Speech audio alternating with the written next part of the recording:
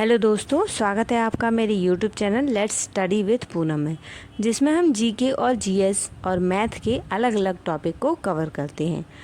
जैसा कि हम पिछले वीडियो में मध्य प्रदेश के बारे में कुछ प्रारंभिक चर्चा कर चुके हैं, आज हम उस चर्चा को आगे बढ़ाते हैं।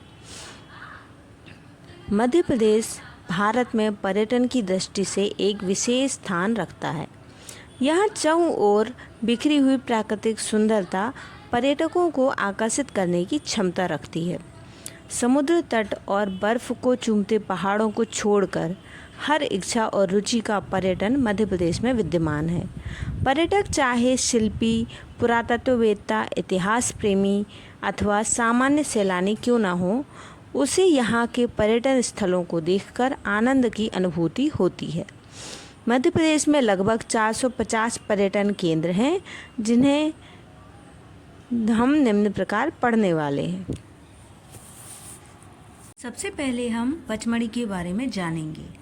सतपुड़ा पर्वत के मनोरम पठार पर अवस्थित पचमढ़ी का प्राकृतिक सौंदर्य ऐसा अनोखा है कि वहां पहुंचकर कोई भी पर्यटक मंत्रमुग्ध सा रह जाता है। ग्रीष्मकाल में जब मैदानी भाग लू के थपेड़े से व्याकुल रहते हैं, तब पचमढ़ी में शीतल समीर के झोंकों का स्पर्श अत्यंत आनंददायी और सुखद प्रतीत होता है। पर्वतीय जलवायु स्वास्थ्यवर्धक ही है। पचमढ़ी का शाब्दिक अर्थ है 5 कुटियों, जो अब इन विद्यमान 5 गुफाओं की सूचक हैं। प्रचलित दंत कथाओं के अनुसार इसमें पांडवों ने वनवास काल का 1 वर्ष बिताया था। प्राचीन वास्तुवेत्ता इन गुफाओं को बौद्धकालीन मानते हैं, जो संभवतः सांची और अजंता के बीच की संयोजक कड़ियों के प्रतीक हैं। पचमढ़ी में कई सारे दर्शनीय स्थल हैं, जैसे प्रियदर्शनी हाड़ी खोह पचमढ़ी की सबसे प्रभावोत्पादक घाटी है। अप्सरा, बिहार, रजत प्रताप, राजगिरी, लांचीगिरी, आयरीन सरोवर, जलावतरण, जटाशंकर, छोटा महादेव, चौरागढ़, धूपगढ़, पांडव गुफाएं, गुफा समूह, धुआंधार, भ्रांत नीर, अस्तांचल, वीण वादक की गुफाएं और सरदार सरोवर की गुफाएं देखने योग्य जगहें हैं। अब हम सांची के बारे में जानते हैं। भोपाल से 45 किलोमीटर की दूरी पर स्थित है सांची। सांची को पूर्व में काकड़ाद वोट श्री पर्वत नामों से जाना जाता था। यहाँ स्थित स्मारकों का निर्माण 3य शती ईसा पूर्व से 12वीं सदी ईस्वी तक निरंतर जारी रहा। सांची के पुराने स्मारकों का निर्माण का श्रेय मौर्य सम्राट अशोक को है, जिन्होंने अपनी विदिशा निवासी रानी की इच्छानुसार सांची की पहाड़ी पर स्तूप विहार एवं एकाश्म स्तंभ का निर्माण कराया था। शुंग काल में सांची और उसके निकटवर्ती स्थानों पर अनेक स्मारकों का निर्माण हुआ था। इसी काल में अशोक के ईंट निर्मित स्तूप को प्रस्तर खंडों से आच्छादित किया गया था। स्तूप 2 और 3 तथा मंदिर का निर्माण शुंग काल में ही हुआ था। भारत सरकार के पुरा सर्वेक्षण विभाग द्वारा सांची के निकटवर्ती स्थानों पर खुदाई में सांची सदृश अन्य स्तूपों का भी पता चला है। सांची स्तूप विशाल स्तूप नंबर 1 36.5 मीटर की परिधि और 16.4 मीटर की ऊंचाई वाला भव्य निर्माण प्राचीन भारतीय स्थापत्य कला की अनुपम कृति है। स्तूप क्रमांक 2 की श्रेष्ठता उसके पाषाण निर्मित घेरे में है। अर्धगोलाकार युक्त गुंबद वाले स्तूप क्रमांक 3 का धार्मिक महत्व है। महात्मा बौद्ध के 2 प्रमुख शिष्यों सारिपुत्र और महामोगलायन के अवशेष यहाँ मिले थे। बौद्ध विहार, अशोक स्तंभ, महापात्र, गुप्तकालीन मंदिर तथा संग्रहालय यहाँ के अनेक दर्शनीय स्थल हैं। अब हम खजुराहो के बारे में जानते हैं। पत्थरों पर तराशी गई सुंदर कला की नगरी है खजुराहो। यहाँ के विश्व प्रसिद्ध मंदिरों का निर्माण चंदेल राजाओं ने 950 से 1050 ईस्वी के मध्य करवाया था।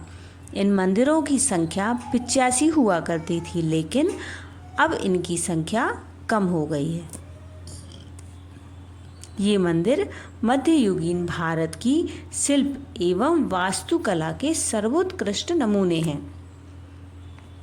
यहाँ दूर दूर तक फैले मंदिरों की दीवारों पर देवताओं एवं मानव आकृतियों का अंकन इतना भव्य एवं कलात्मक हुआ कि दर्शक देखकर मंत्रमुग्ध रह जाते हैं। यहाँ के प्रमुख दर्शनीय स्थलों के बारे में जानते हैं। पश्चिमी समूह के मंदिर कंदरिया महादेव, 64 योगिनी, चित्रगुप्त मंदिर, लक्ष्मण मंदिर और मातंगेश्वर मंदिर है।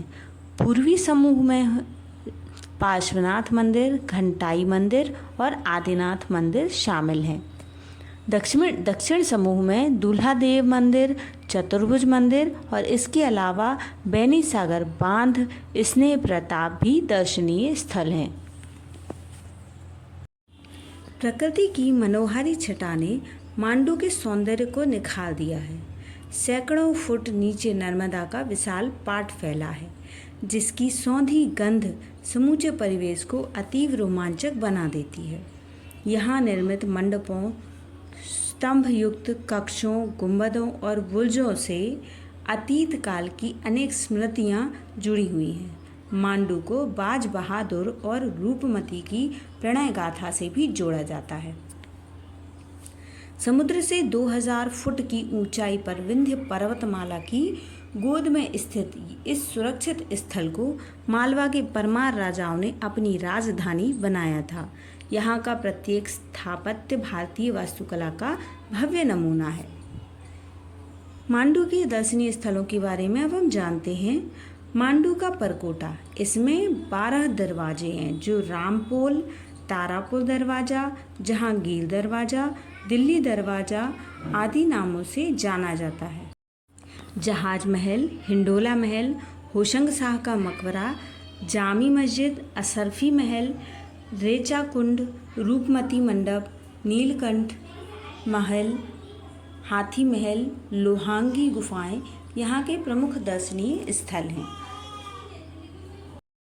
अब हम उज्जैन के बारे में जानते हैं। पुण्य सलिला क्षिप्रा के पूर्वी तट पर स्थित भारत की महाभागा नगरी उज्जैनी को भारत की सांस्कृतिक काया का मणि चक्र कहा जाता है।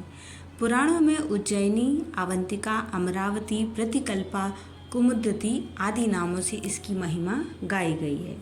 महाकवि कालिदास द्वारा वर्णित श्री विशाला एवं पुराणों में वर्णित सार्वभौम नगरी यही है। उज्जैन का सिंहस्थ पर्व प्रत्येक 12 वर्ष के अंतराल में कुंभ रूपी दुर्लभ अवसर पर मनाया जाता है। श्री कृष्ण सुदामा ने यही सांदीपनी आश्रम में शिक्षा प्राप्त की थी। यहाँ के कुछ दर्शनीय स्थल इस प्रकार हैं। यहाँ महाकाल मंदिर परिसर, मंगलनाथ, काल भैरव, विक्रांत भैरव, हरसिद्धि, 64 योगिनी, गढ़ कालिका, नगरकोट की रानी, गोपाल मंदिर, अनंत नारायण मंदिर, अंकपाल, त्रिवेणी संगम पर नवग्रह मंदिर, चिंतामण गणेश, अवंती पार्श्वनाथ मंदिर आदि शामिल हैं। जैनों के धर्म के हिसाब से अगर जाना जाए तो दिगंबर जैन संग्रहालय और वाकड़कर स्मृति जिला पुरातत्व संग्रहालय, भारतीय कला भवन, दुर्गादास राठौर की छतरी आदि दर्शनीय स्थल भी उज्जैन में स्थित हैं। तो इस तरीके से दोस्तों आज हमने मध्य प्रदेश के कुछ महत्वपूर्ण दर्शनीय स्थलों के बारे में जाना है।